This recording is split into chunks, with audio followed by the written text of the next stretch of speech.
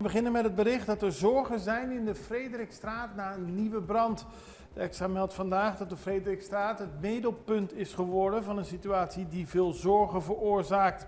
Dinsdagochtend vroeg werden 3 auto's volledig verwoest door een vermoedelijke brand.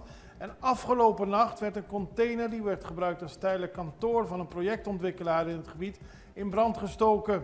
Ook deze container werd volledig vernietigd. De autoriteiten hebben nog niet bevestigd wie verantwoordelijk is voor deze daden. Het onderzoek loopt nog, maar de 2 incidenten hebben aandacht gevestigd op een conflict dat al enige tijd speelt in de Frederikstraat. Het zou gaan om een projectontwikkelaar of een ontwikkeling van een project in de straat, waar sommige mensen in de buurt niet eens zijn met bepaalde consequenties daarvan, onder meer het afsluiten van straten en ook het afsluiten van een gelegenheid in de straat. En dat zou ertoe leiden dat er oneenigheid is. Nou, de politie doet nog onderzoek.